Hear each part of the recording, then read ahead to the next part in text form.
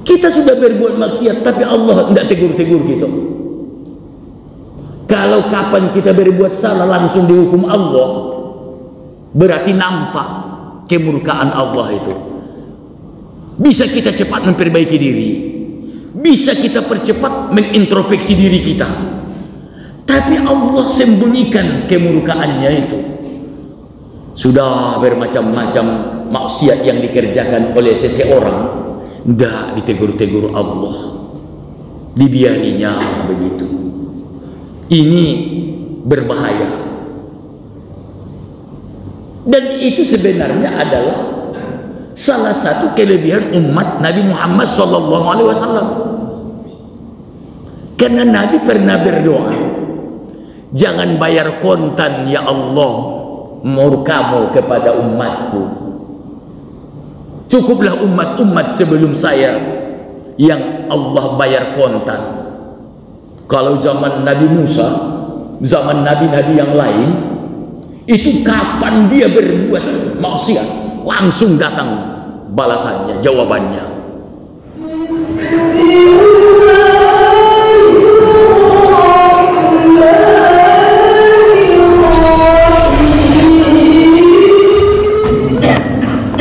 Assalamualaikum warahmatullahi wabarakatuh.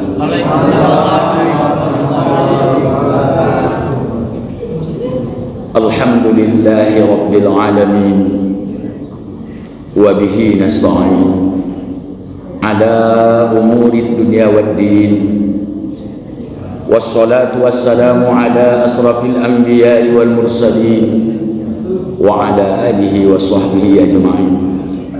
Allahumma salli ala sayyidina Muhammad wa ala ali sayyidina Muhammad. Bapak-bapak, ibu-ibu, wabil khusus pengurus Masjid Al-Muttahidin Pal 1. Dan malam ini sebelah kita ada direktur, tapi bukan direktur perusahaan, bukan direktur Pertamina. Beliau adalah direktur Majelis Duha Nasional. Ada Bapak Kepala Kantor Kementerian Agama, bapak-bapak, ibu-ibu, hadirin wal hadirat sekalian yang berbahagia.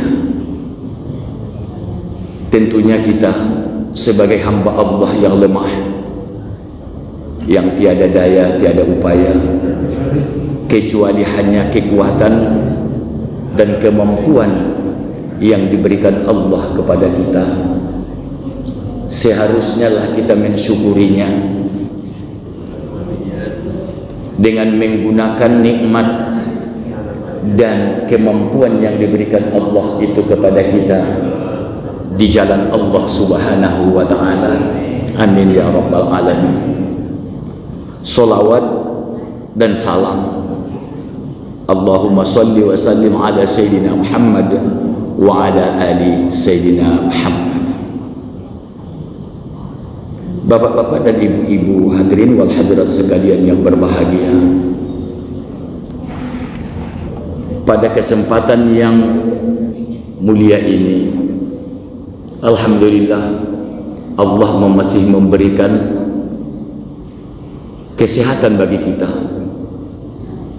kemampuan bagi kita, dan juga kemauan bagi kita untuk duduk bersama di masjid yang mulia ini. Jangankan sholat dalam masjid, jangankan membangun masjid, mencintai masjid saja walaupun dari jauh sudah pahala, apalagi duduk di masjid. Ditambah pula dengan kegiatan zikir ataupun talabul ilmi, mencari ilmu. Mudah-mudahan kita semua yang ada di sini dan keluarga kita dijadikan Allah manusia yang cinta kepada masjid dan memakmurkan masjid.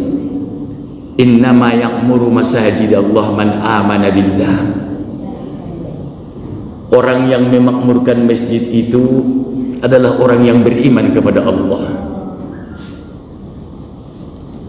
Orang yang tidak cinta kepada masjid, tentu orang yang tidak beriman tentunya tidak akan cinta ke masjid.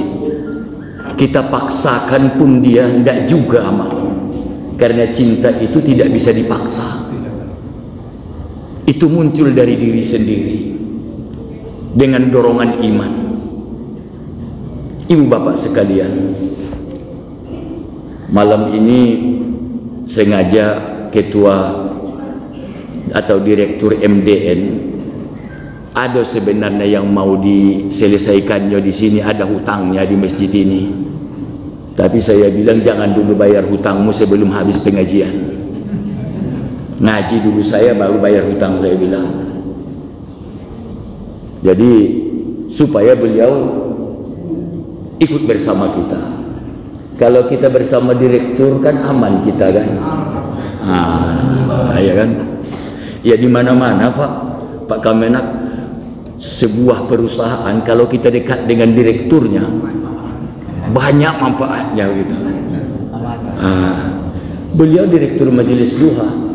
Ya mudah-mudahan kalaupun tidak ada duniawinya, akhiratnya kita dapatkan. Baik Bapak dan Ibu,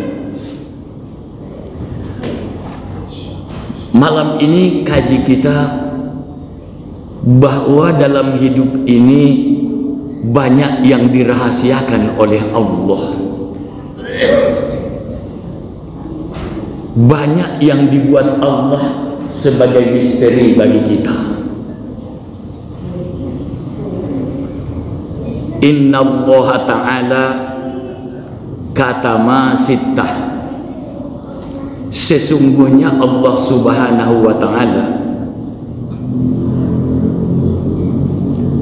menyembunyikan, merahasiakan bagi kita 6 hal dalam kehidupan ini.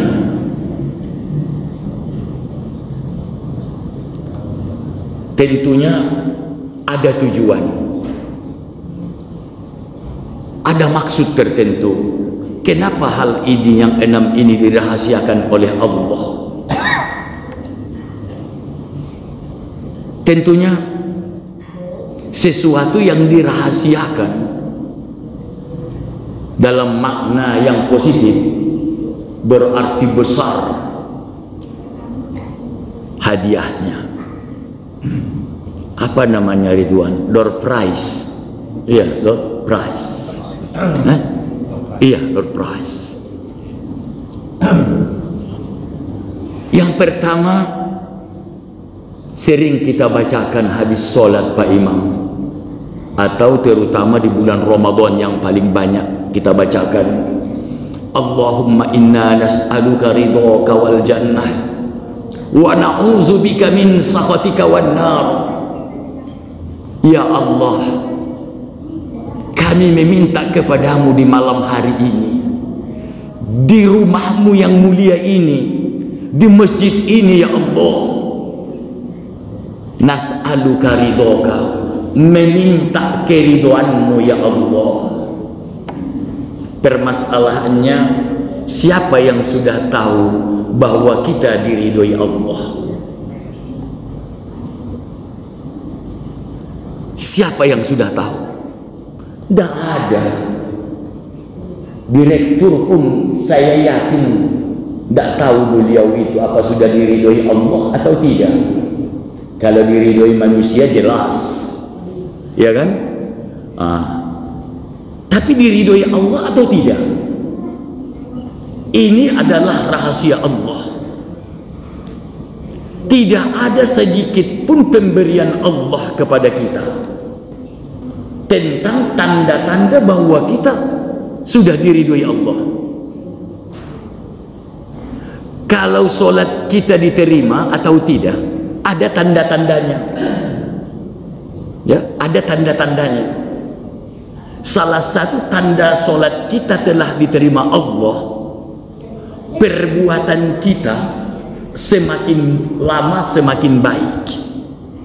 Jadi kalau ada orang solat jalan terus, perbuatan yang tidak baik jalan terus, itu adalah pertanda solatnya belum diterima Allah. Kita bukan berbicara sah atau tidak ya, itu lain masalahnya. Diterima ini rahasia. Kenapa Allah merahasiakan ridhonya? Kenapa kita tidak diberitahu bahwa kita diridhoi Allah? Liyajtahidan nasu fi jami'i ta'ati raja'an ayyusadifuha. Itu dirahasiakan oleh Allah tentang keriduannya kepada seseorang itu. Tujuannya adalah supaya manusia itu bersungguh-sungguh mencari ridho Allah itu, dan supaya kita mengorbankan pikiran dan kemampuan kita, waktu yang ada bagi kita untuk menuntut keridhaan Allah itu. Karena kalau sudah tahu kita bahwa diridhoi Allah, jangan-jangan berhenti kita beribadah. Aku udah dapat ridho aku. Nah kan gitu kan, udah dapat ridho aku. Sama dengan orang yang apa namanya, tentang sesuatu lomba, dia udah tahu bahwa dia jadi pemenang, ya kan? Jadi kalau udah tahu dia jadi pemenang, dia tidak akan mengharap-harap cemas lagi. Tapi bagi orang yang belum tahu, harap-harap cemas, karena masih kuat harapannya, makanya dia terus beribadah, ibadah. Karena kita tidak tahu tadi. Makanya orang yang mengharapkan ridho Allah tidak menyia-nyiakan perbuatan baiknya walaupun sekecil apapun. Ya, model ibu-ibu umpamanya, sedekah yang banyak itu belum tentu diridhoi, tapi ada sesisir pisang yang diantar ke tetangga. Nah, jangan-jangan yang itu yang diridhoi Allah. Makanya orang yang mengharap ridho Allah itu tamak dia. Kalau meminjam bahasa Pak Lohot, rakus dia beribadah katanya. Mulai dari yang sekecil-kecilnya sampai yang sebesar-besarnya dikerjakannya. Kenapa? Karena ingin ada yang mendapatkan ridho Allah itu. Kita tidak tahu Pak Haji, ibadah kita yang mana yang diridhoi itu. Apakah kita sudah ada dapat keridhoan itu atau tidak? Kalau mendapat ridhoan banyak, ya kan? Mendapat ridhoan banyak. Kita tadi udah dapat, imam kita itu kan ridhoan namanya kan. Mendapat ridhoan, mendapat ridho Allah. Jadi salah satu yang dirahasiakan Allah bagi kita, yang kita tidak ada satupun, saya yakin dan percaya, walaupun Pak Kepala Kantor Kementerian Agama, ya kan, tidak tahu juga beliau itu mungkin apa sedar apa ridho aku belum, tidak tahu ya. Itu sekretaris MDN Pak Arno tahu belum? Tidak kan? Apa gunanya dirahasiakan? Supaya kita terus berusaha, supaya kita terus berdoa untuk mendapatkan ridho itu. Makanya tidak bosan-bosan kita. Allahumma inna nas'aluka ridhoka wal jannah wa na'udzubika min sakhatika wan nar. Ya Allah, kami meminta kepadamu keridhoanmu dan surgamu, dan kami berlindung kepadamu daripada api neraka. Ini yang pertama. Jadi yang disembunyikan Allah dari manusia itu salah satunya adalah keridhoannya. Yang kedua, wa katamal ghadaba fi ma'siyatin. Ini yang bikin kita gawat. Ini yang bikin kita lengah. Allah menyembunyikan kemurkaannya, padahal kita sudah berbuat maksiat. Kita sudah berbuat maksiat, tapi Allah tidak tegur-tegur gitu. Kalau kapan kita berbuat salah langsung dihukum Allah, berarti nampak kemurkaan Allah itu. Bisa kita cepat memperbaiki diri, bisa kita percepat mengintrospeksi diri kita, tapi Allah sembunyikan kemurkaannya itu. Sudah bermacam-macam maksiat yang dikerjakan oleh seseorang, tidak ditegur-tegur Allah, dibiarinya begitu. Ini berbahaya, dan itu sebenarnya adalah salah satu kelebihan umat Nabi Muhammad SAW. Karena Nabi pernah berdoa, jangan bayar kontan ya Allah murkamu kepada umatku. Cukuplah umat-umat sebelum saya yang Allah bayar kontan. Kalau zaman Nabi Musa, zaman nabi-nabi yang lain, itu kapan dia berbuat maksiat, langsung datang balasannya, jawabannya. Kita udah 1400 tahun lebih, kita tidak tahu kemurkaan Allah.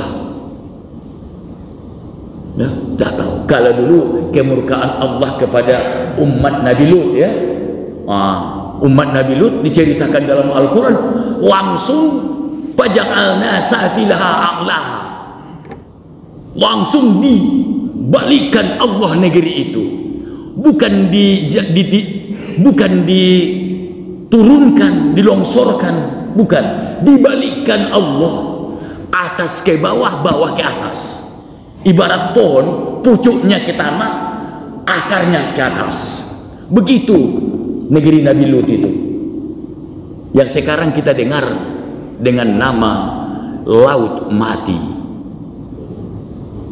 Laut Mati, Laut Mati yang sekarang inilah yang dulunya daerah tempat tinggal Nabi Lut alaihissalam dan umatnya yang dimurkai oleh Allah langsung.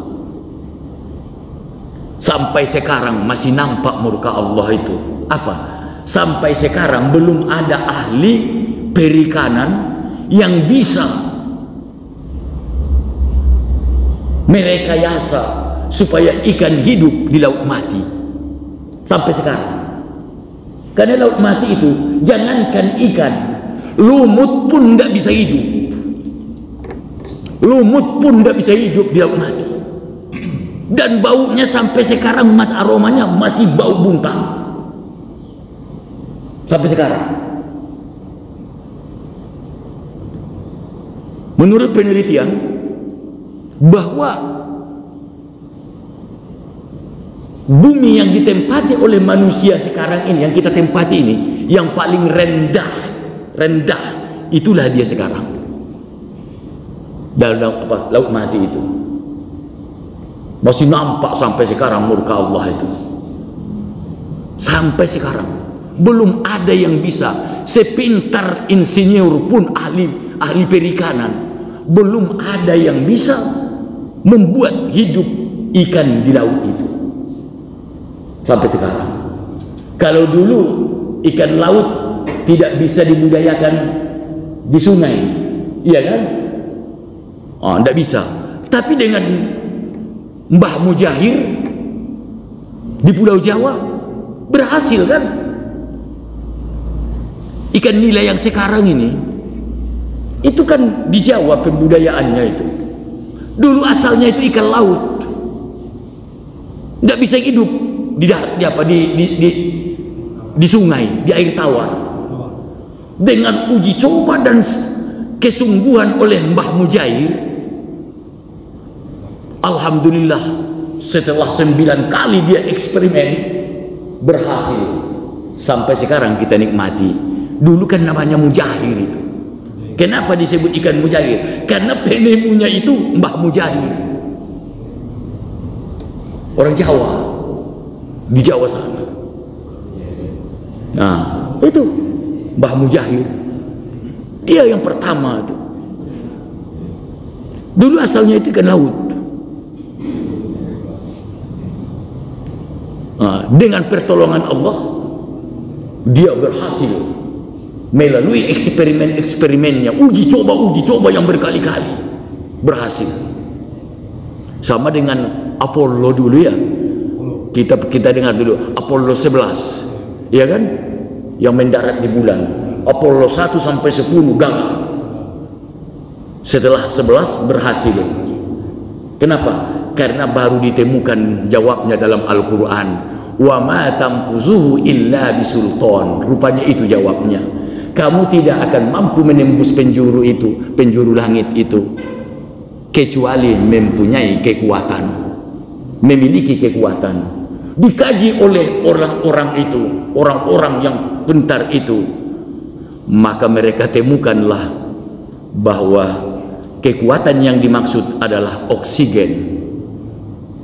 Diciptakanlah pakaian yang bisa mengandung oksigen untuk pakaian yang naik itu, maka berhasillah dia.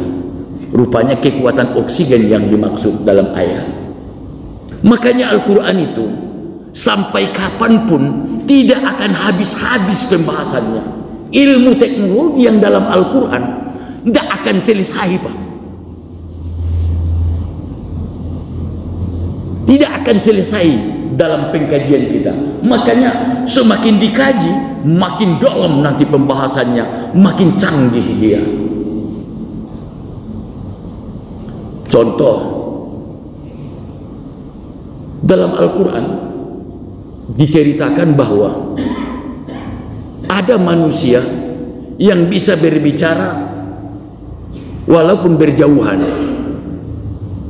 Kalau sekarang kan baru melalui satelit, melalui jaringan telekomunikasi. Nanti akan muncul tanpa kabel, akan muncul nanti tanpa alat itu dengan Al-Quran. Dan ini sebenarnya sudah terjadi. Coba perhatikan, wali-wali Allah di Jawa bisa berbicara dengan wali Allah di Afrika, tidak pakai handphone. Nah, ketinggi kajinya itu. Kalau kita masih pakai telepon baru bisa, pakai jaringan lagi, pakai satelit. Para wali itu, dia tahu kawannya sakit di Afrika karena mereka berbicara langsung tanpa kabel, tidak perlu bayar pulsa, tidak perlu, tidak ada kayak kehabisan tidak kepake. Itu canggihnya ya. Coba kita baca para riwayat para wali-wali Allah itu, begitu hebatnya. Yang kedua tadi yang disembunyikan Allah adalah kemurkaannya, padahal manusia itu maksiat. Dibiarkan Allah. Apa maksudnya itu?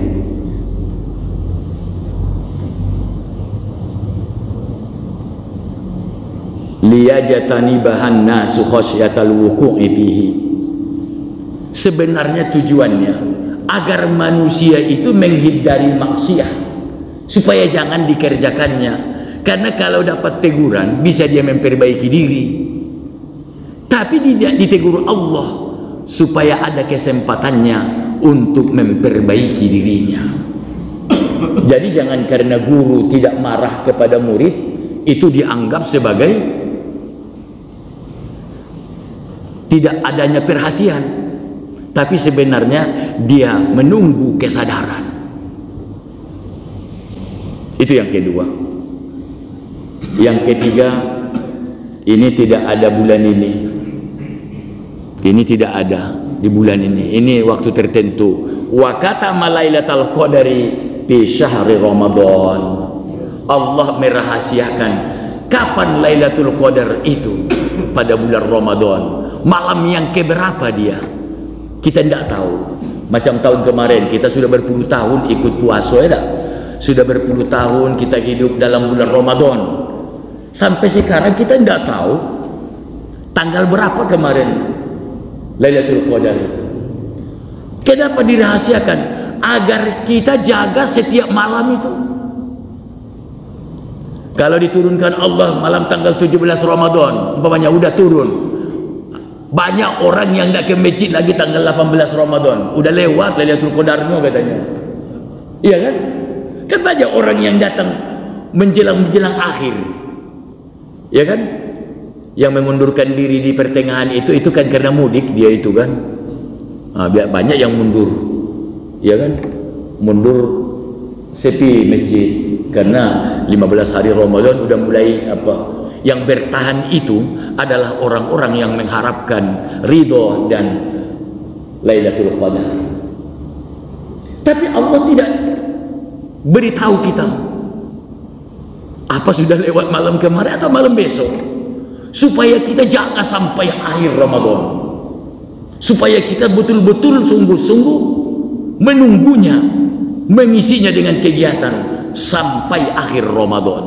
Mana tahu dia belum lewat, pemanya malam ini malam 28, mana tahu turunnya 29, datang lagi ke masjid. Dan tidak menutup kemungkinan jangan-jangan Lailatul Qadar itu tanggal terakhir. Nah, gunanya apa dirahasiakan Allah? Supaya kita terus bersungguh-sungguh menjaga malam-malam Ramadan itu. Karena kalau kita dikasih tahu, banyak yang tidak datang sebelum tanggal itu. Untuk apa Ramadan? Nanti turun tanggal 19 katanya. Ini kan baru tanggal 10 katanya. Kaget lah tanggal 19. Karena udah diberitahu. Tapi karena tidak diberitahu, dia mulai dari awal bersungguh-sungguh dia beribadah. Ini yang keempat. Apa itu yang keempat? Wa katama auliya'ahu fima bainan nas. Allah merahasiakan kepada seseorang itu bahwa dia wali Allah di antara manusia. Di antara manusia. Makanya al-waliyu ya'riful wali. Kita tidak bisa mengatakan ustaz itu wali itu. Tidak ada itu, dari cerita itu. Bohong itu. Kita ibadah pun tak seberapa, ilmu pun tak seberapa, kok kenal tahu dengan wali Allah? Tak ada itu, Pak. Yang tahu itu bahwa seseorang itu wali Allah adalah wali yang lain, kecuali wali kelas. Kalau wali kelas tahulah dia wali kelas yang lain kan. Berapa banyak pun wali kelas di sekolah itu, walaupun banyak kelas yang paralel, tahulah dia itu kan. Atau wali kota dengan wali kota tuh. Enggak, yang kita maksud ini waliullah. Waliullah ini kan bukan nabi ya, di bawah nabi lagi, di bawah nabi. Waliullah. Kalau ada datang kepala satu ini Pak Mangitan pakai jubah, jenggot panjang, gagah, mengaku wali Allah, tidak usah percaya. Karena wali Allah itu tidak akan pernah mengakui bahwa dia wali, dan dia tidak tahu bahwa dia wali.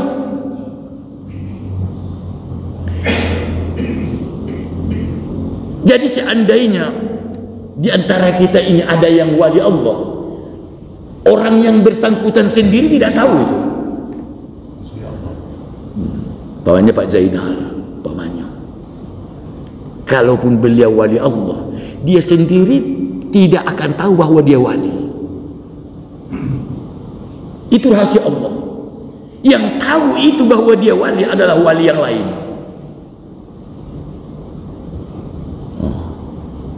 Hanya wali Allah. Cuma kita tahu dari sejarah haji bahwa Jabal Abi Kubais yang di Mekah itu, Pak Haji, tempat istana Raja Mekah yang sekarang, yang di sebelah Masjidil Haram itu kan ada di atas istana raja kan, itu Jabal Abi Kubais. Itu adalah tempat berkumpulnya para wali-wali Allah. Makanya zaman dulu Pak Haji Daud, Dulu dalam dunia thariqah, ya, thariqah, ahli thariqah belum boleh bergelar syekh sebelum pernah ziarah ke Jabal Abi Qubais. Baru kelas khalifah, baru kelas mursid. Setelah mursid jadi khalifah, belum bisa menjadi syekh dalam dunia thariqah. Kalau sudah thariqah, itu berarti orangnya sudah ziarah ke Jabal Abi Qubais. Jabal Abi Qubais itu di Mekah, bukan Jabal Kubis. Kalau Jabal Kubis banyak di Kerinci. Iya, kebun kubis kan? Di Tanah Karo banyak itu. Ya, di Tanah Karo di Malang ada itu. Tempat-tempat yang dingin. Itu namanya Jabal Kubis, bukan Jabal Abi Qubais. Itu Bapak sekalian, tidak akan ada orang yang tahu bahwa dirinya wali Allah. Hanya wali yang lain yang tahu bahwa ada wali tadi lewat.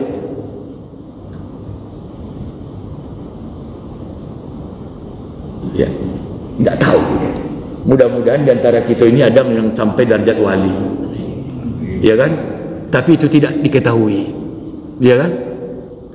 Nah, makanya kadang-kadang saya mohon maaf Pak, mohon maaf dari segi penampilan, aku kadang-kadang lebih yakin dengan ibu, bapak-bapak yang pagi-pagi nyapu pasar tuh, nyapu jalan, petugas dari apa itu?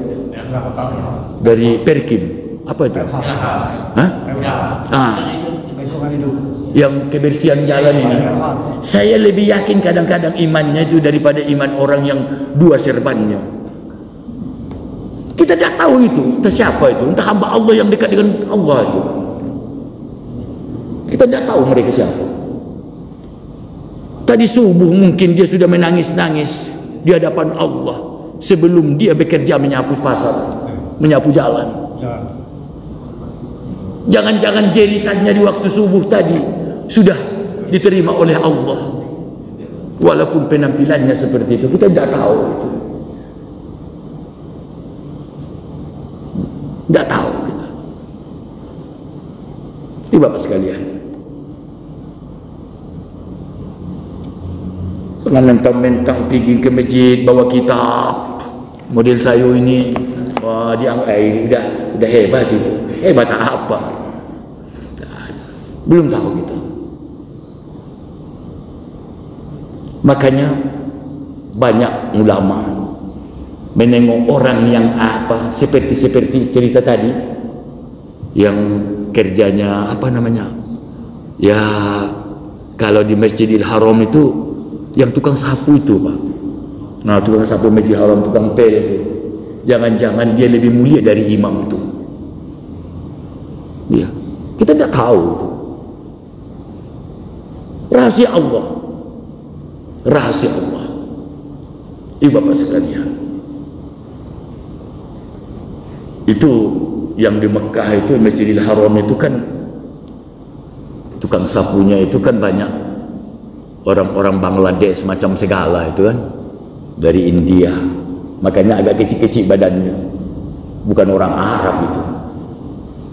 Itu mereka itu karyawan dari sebuah yayasan. Yayasannya namanya Yayasan Muhammad bin Laden, bukan Osama bin Laden, tapi Muhammad bin Laden, adiknya Osama bin Laden. Namanya Muhammad bin Laden karena dia ketua yayasan yang mengurus Masjidil Haram dan Masjid Nabawi, mengurus kebersihannya macam segala. Soal itunya pengadaan apa namanya itu, kan ada tempat-tempat air minum itu kan di tiang-tiang itu, ya kan, ada kan, itu urusan dia, itu urusan yayasan itu, muassasah namanya, muassasah Muhammad bin Laden, ada di lantai 3 Masjidil Haram, di sana kantornya. Saya pernah masuk ke situ. Ini Bapak sekalian, jadi oleh karena itu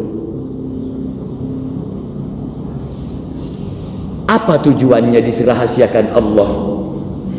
Kaila yahtakiru ahadan minkum, supaya di antara manusia itu jangan ada yang saling menghinakan. Kalau tahu dia bahwa dia wali, yang lain dianggapnya remeh. Anggap remeh dia kepada orang lain. Wali.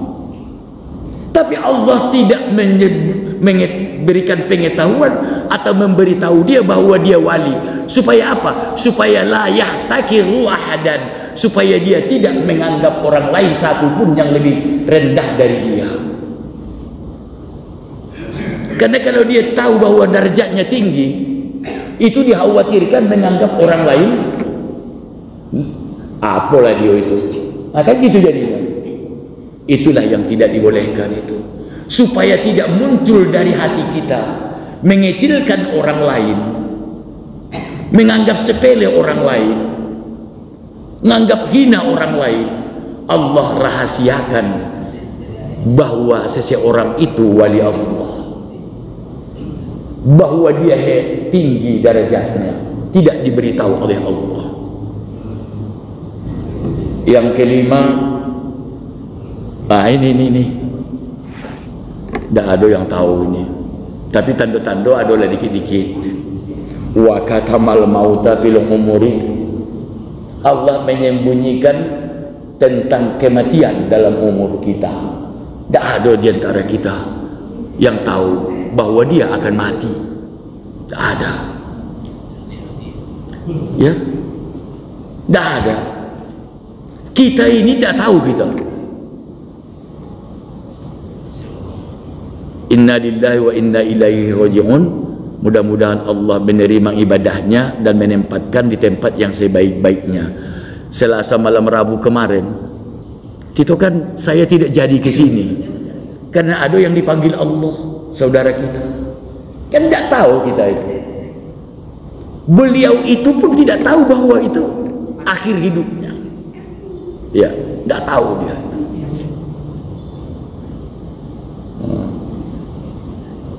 Ada postingan Pak Kamenak, entah iya entah tidak, saya tidak tahu betul. Entah Pak Harno mungkin yang memposting itu. Perdana Menteri India lagi sedang mengejek Islam, mengatakan Islam itu adalah sesuatu yang tidak benar lah. Lupa saya kalimatnya.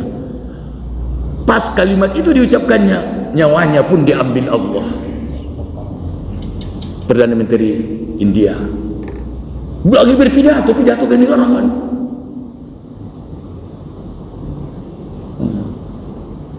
Pas dia lagi mengatakan, pas habis mulutnya mengatakan, lidahnya mengatakan bahwa Islam itu adalah semacam apa, sesuatu yang membahayakan. Lupa saya kalimatnya. Habis langsung datang ajudan cepat menangkapnya. Sudah tidak ada lagi. Na'udzubillahi min. Yang kita harapkan tidak begitu. Pas mulut kita, lidah kita mengucapkan la ilaha illallah, disitulah nyawa kita selesai.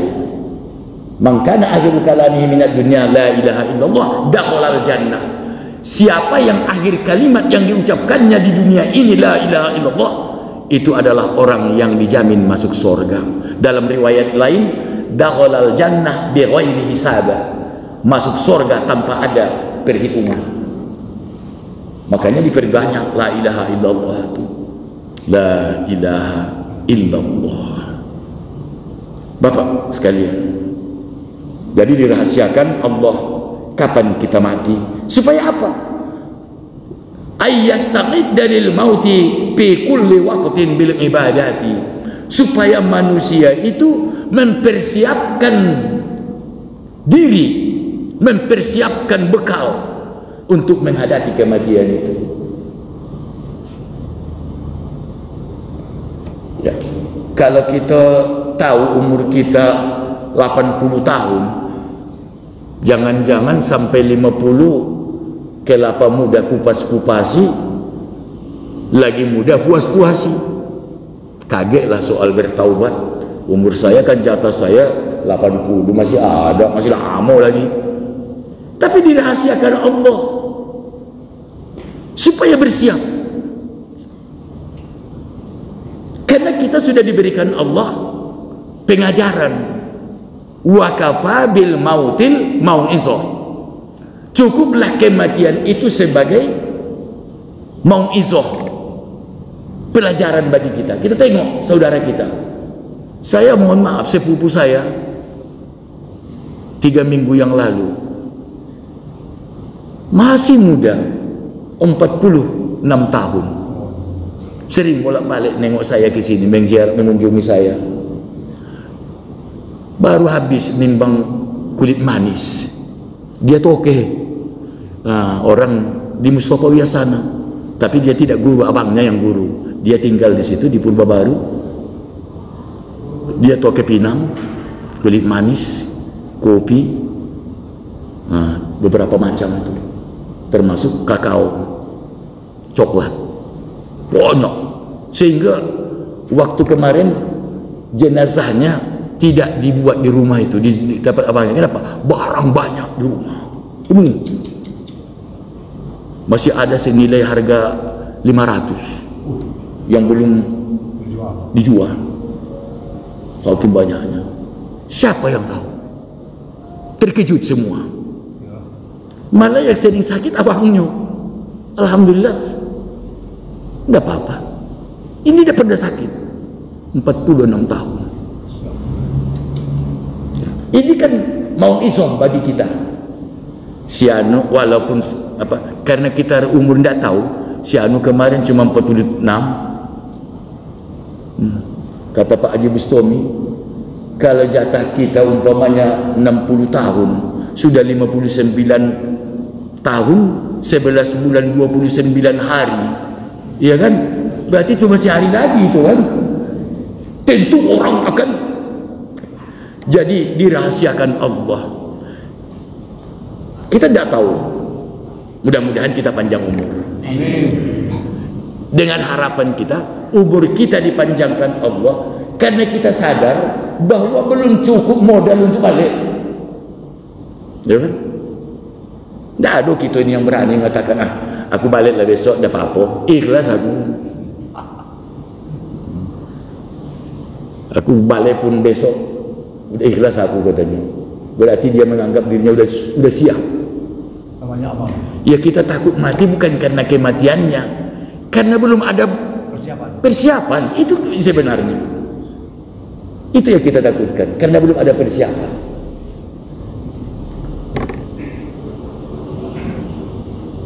Lima, ya, yang terakhir, wa katamas salatal wusta bis salawati. Dalam Al-Quran, hafizu ala salati wa salatil wusta, ya kan? Jagalah solat al-wusta. Kita tidak tahu apa solat wusta itu, tapi salah satu di antara solat yang 5 itu namanya, gelarnya, panggilannya solat wusta. Ada yang mengatakan zuhur, ada yang mengatakan asar, ya, rahasia Allah itu. Supaya apa? Supaya kita jaga solat yang 5 itu. Mana tahu zuhur yang wusta itu, mana tahu benar asar yang, karena tidak ada kepastian. Tidak ada ulama satu pun yang berani memutuskan bahwa asar itulah yang dimaksud wusta itu. Tapi ada yang berpendapat solat asar, ada yang berpendapat solat zuhur. Kepastiannya tidak ada yang berani. Tapi dalam 5 waktu solat itu ada namanya solat wusta. Itu dirahasiakan Allah. Supaya apa? Supaya kita jaga 5-5-nya. Ya, untuk ngejar itu. Kalau banyak tajurnya, insya Allah banyak keno. Tapi kalau tajur cuma 1, bisa kosong. Iya kan? Tahu tajur, Pak? Hah?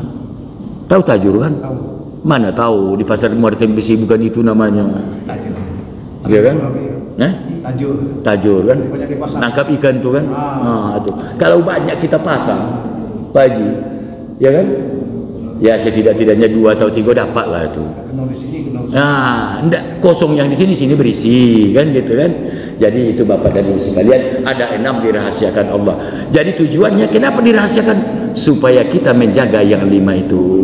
Itulah pengajian kita malam ini. Kepada bapak-bapak saya ucapkan terima kasih. Kepada Pak Haji Hamidi silahkan bayar hutangnya.